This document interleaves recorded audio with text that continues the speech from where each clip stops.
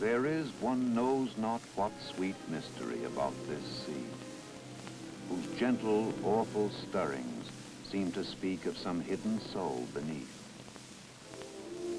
It rolls the midmost waters of the world, the Indian Ocean and Atlantic being but its arms. The same waves wash the moles of the new-built California towns but yesterday planted by the recentest race of man, and laid the faded but still gorgeous skirts of Asiatic lands older than Abraham. While all between float milky ways of coral isles and low-lying endless archipelagos. Thus, this mysterious Pacific zones the world's whole bulk about it, makes all coasts one bay to it, seems the tide-beating heart of Earth.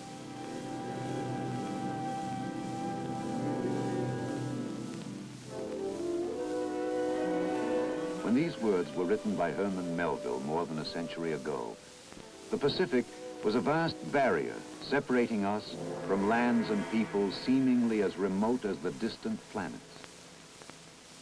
Today, this same ocean is no longer a barrier, but a frontier linking in commerce and friendship the free nations of the Pacific community.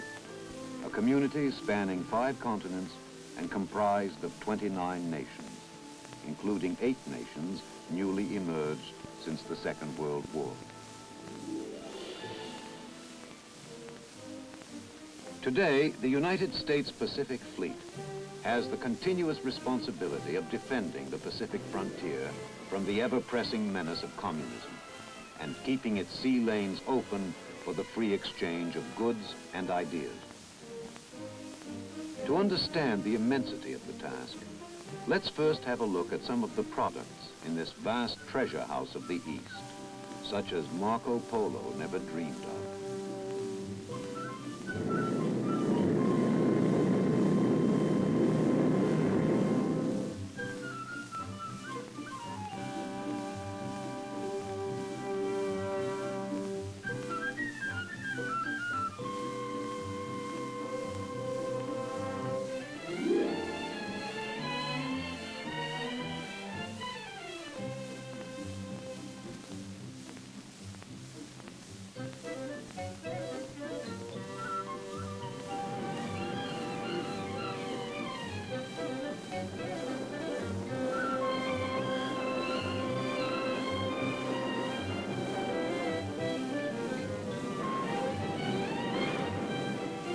Now, what of the people who grow and manufacture these products?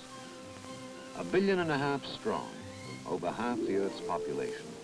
They are of many races, creeds, and tongues.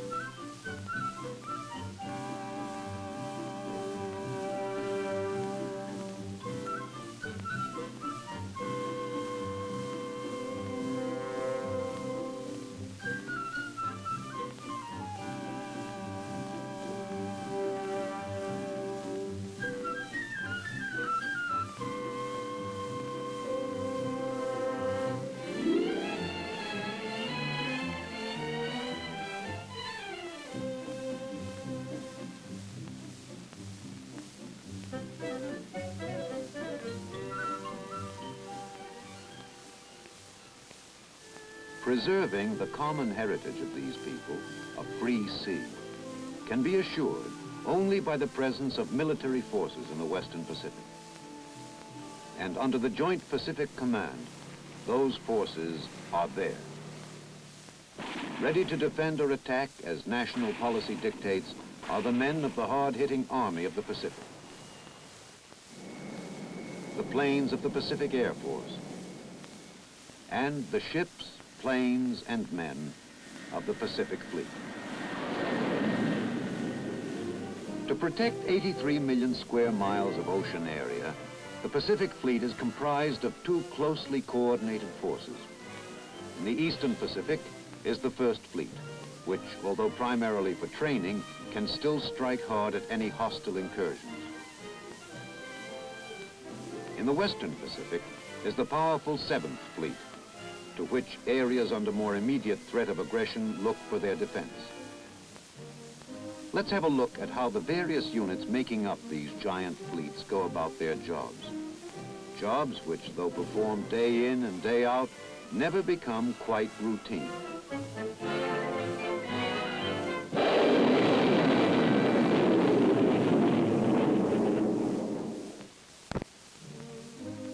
All right, next stop, Anti-Submarine Task Group 14.7. Together with other similar groups, its job is to protect sea lanes from enemy subs and land areas from submarine-launched missile attacks. Big shot, this is Moon Eagle 1-5. I have a sinker, 51130, bearing 297, the big shot, 58 miles, investigating. Lone Eagle 1-5, this is Big Shot, roger, proceeding to contact, out.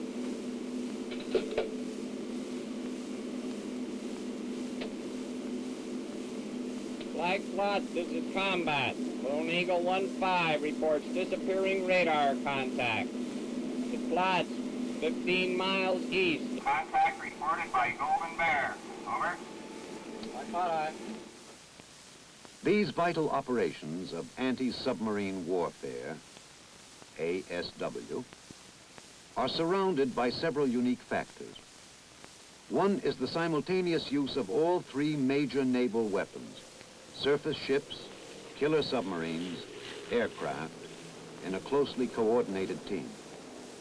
Another is the close approximation of this Cold War exercise to the life and death struggle of war at its hottest.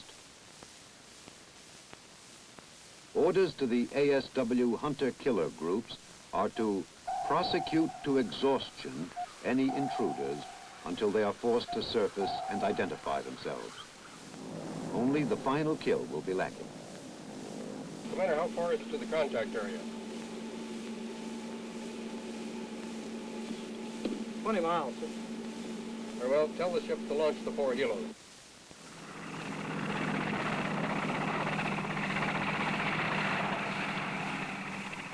Big shot, this is Tracker 1-2, extending pattern with buoys 9, 11, and 13.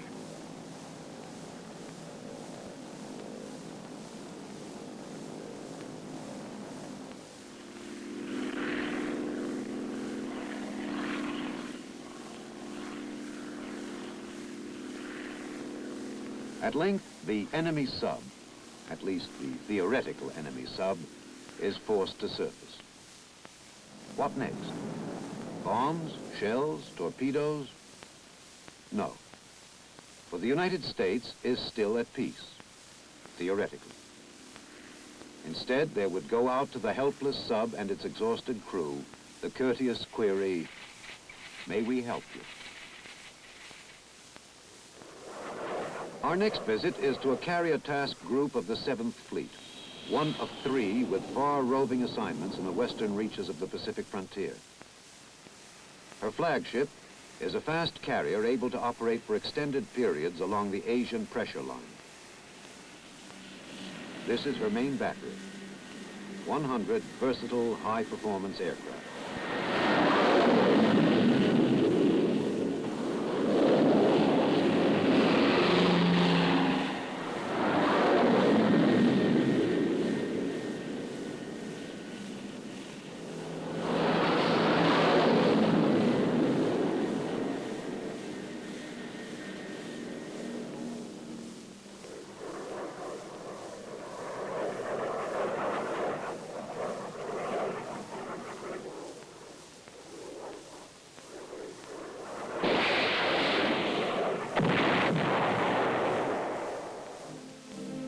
While the planes complete their assignments, their ever-moving air base has arrived at a rendezvous to keep an assignment of her own.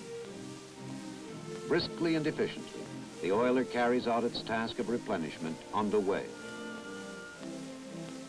Together with the many other services furnished by the fleet's mobile logistic support force, this capability for underway replenishment contributes vitally to keeping ships in a state of maximum readiness and keeping them at sea, where they should be. Dave, does that answer your question on navigation? Below decks, the skipper of Attack Squadron 41 is rehearsing in careful detail each part of the upcoming afternoon mission. Let's take a look at the weather. It is the rehearsal of a more serious drama, which all hope will never actually happen. You get back into my 6 o'clock. Ed, you go into the column formation. We'll then pull up into our roll-in altitude. Let's allow about 20 to 30 degrees difference in arc for our roll-in headings. When I get to release altitude, have the target well in sight, I'm going to roll over into a 30-degree dive angle.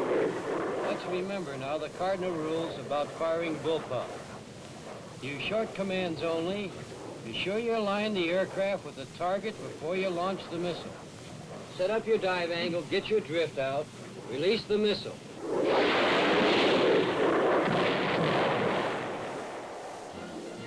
Within the 7th Fleet is another force, the Silent Service, consisting of conventional and nuclear-powered submarines.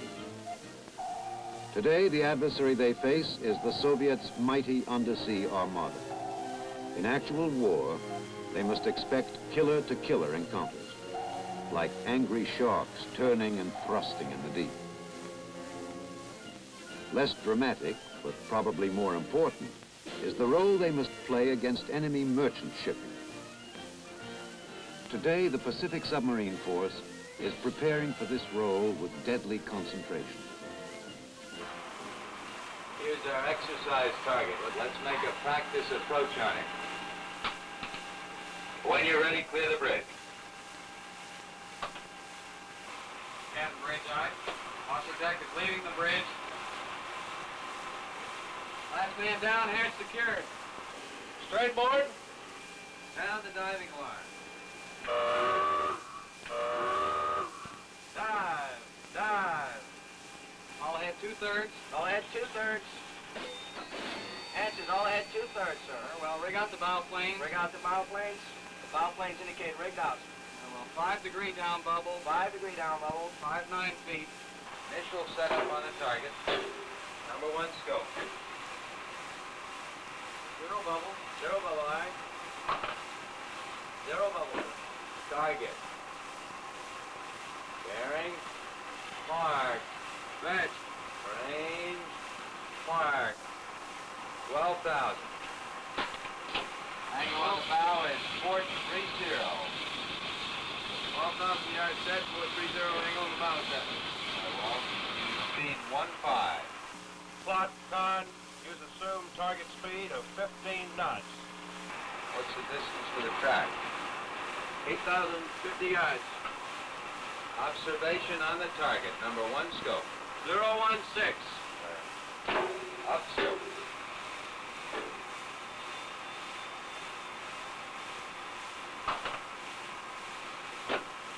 Bearing. Mark. Fetch. Range. Mark. No torpedoes. Not this time. All the same, another merchantman set up for the kill. For sure. Down scope.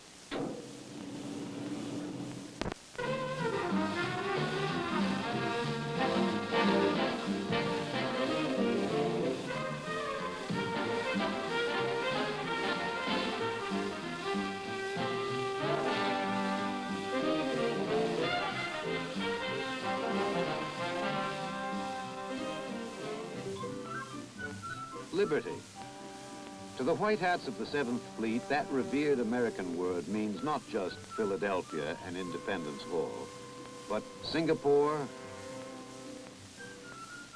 Bangkok, Hong Kong, Taipei. In these and many another exotic Far Eastern port, sailors and Marines periodically conduct their impromptu people-to-people campaigns with gusto and relish.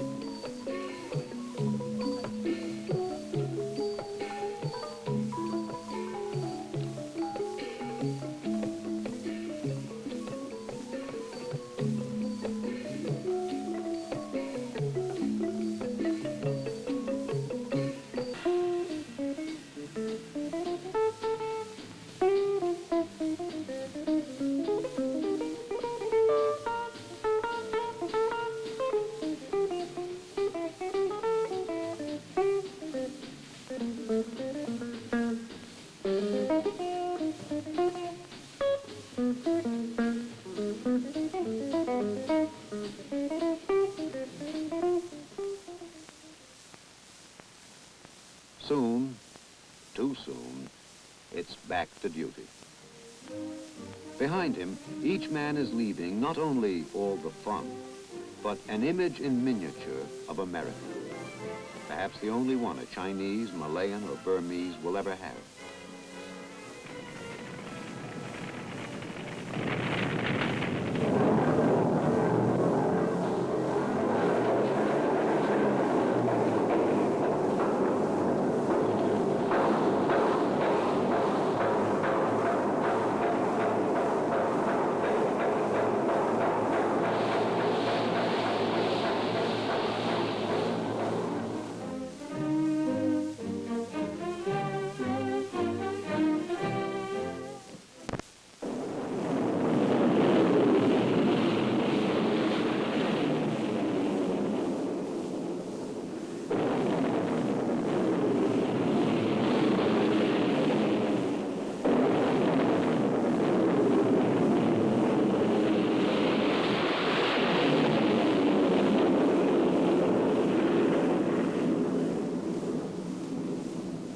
Scramble.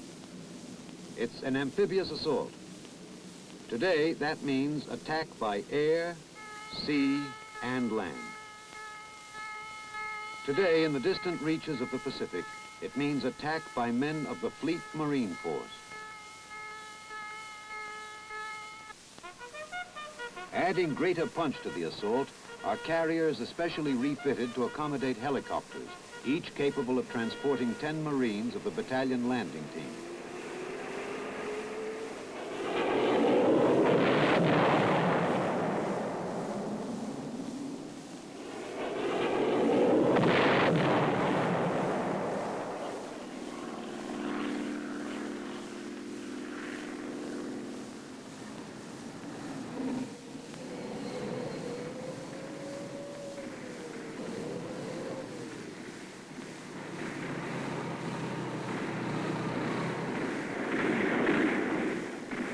Someday, this training exercise, conducted in the friendly Republic of the Philippines, may be converted to dead earnest against a people who are not so friendly, only a scant few hundred miles away. For here, bordering the crown colony of Hong Kong, on the Asian mainland, is communist China. Here, behind the bamboo curtain erected by his own choice, the Red Chinese stays. In fact, he must stay whether he chooses or not. So far, and no farther. That's the United States national policy, which the 7th Fleet is enforcing on a round-the-clock schedule and over some 10,000 hypersensitive miles stretching from Bering Straits to the Bay of Bengal.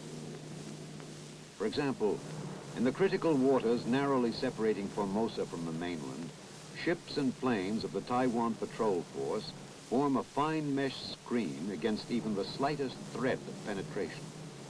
Nothing that floats, merchantman, junk, or sampan, goes through uninvestigated and unidentified.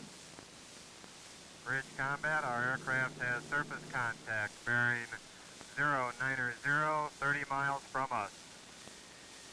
Bridge eye. Combat bridge, give me a course to intercept that contact. Combat, our contact designated Skunk Alpha on course 247, 12 knots, recommend course 100, speed 25 for intercept. Bridge eye. Right, standard rudder. Right, standard rudder, aye, sir. Steady on new course 100. All engines ahead blank. Indicate turns for 25 knots.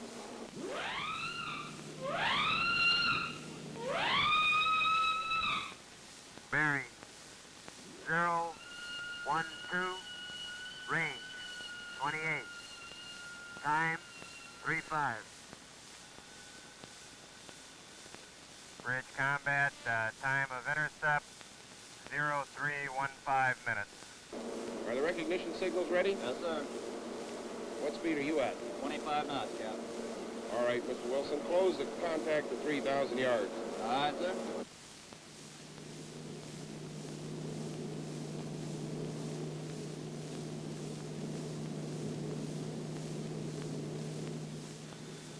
Combat bridge. Hold Skunk Alpha visually, bearing 088. Ship identified as a peaceful Dutchman. Pass, friend.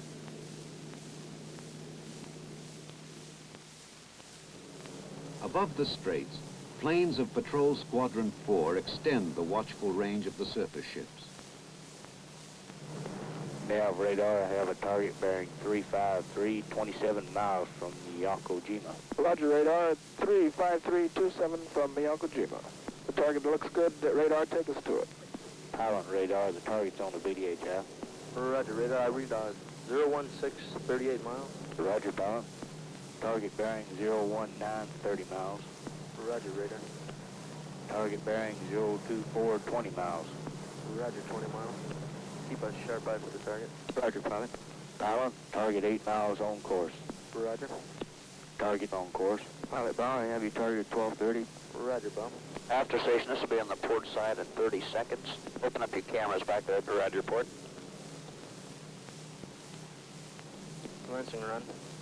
Coming by the bow. Courier bear. Aft station got 3 shots. That was a good distance. Roger, aft bow report. All profile, raise 1, cruiser stern. And I also noticed a 10-degree starboard lift. Roger, bow, and nav report. Roger. Rig 27 times 0357 Zulu. Position 2517 north, 12432 east. Okay, plane captain, what does the Lloyds have? Korean Bear, weight 12,586 tons. Group type, box 5, sequence, king pose, king pose, king pose, mast, funnel. Radar, any more targets? Roger, I have 3. Patrol, locate, identify. So the routine of the Taiwan Patrol goes on today, tomorrow, and perhaps for years to come. Far to the south, Saigon, the capital of the Republic of South Vietnam, displays a deceptive facade of peace. But actually, it is a fortress. The country, an armed camp, which must be defended at all costs against an enemy ready to attack viciously at any point of apparent weakness or opportunity. Throughout this troubled land, the communist Viet Cong is making war.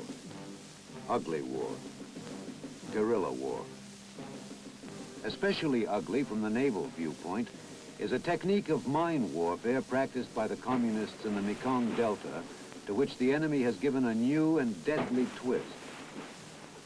Posing as simple fishermen in the maze of rivercraft, they make an easy penetration unobserved, then lay their homemade mines under cover of night.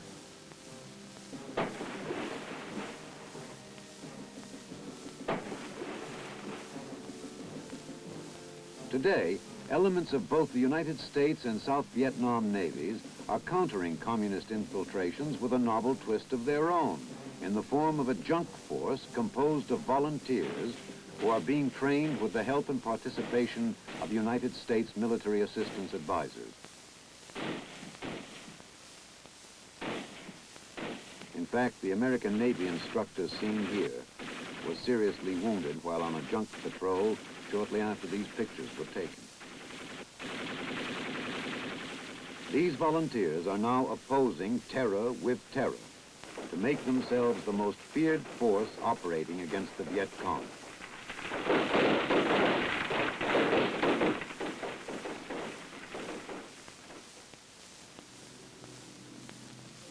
Thus, this mysterious Pacific zones the whole world's bulk about it, makes all coasts one bay to it, seems the tide-beating heart of Earth. Again, those true and truly prophetic words of Herman Melville, written so many years ago.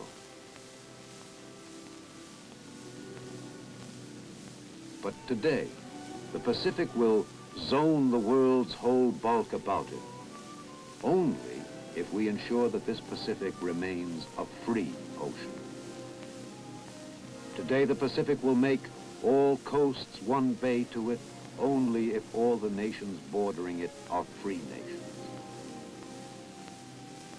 Today, this Pacific will seem the tide-beating heart of Earth, only if those tides beat on a free Earth. For today, and for the future as far as we can see, achieving these goals must be the steadfast task of the United States Navy on our Pacific frontier.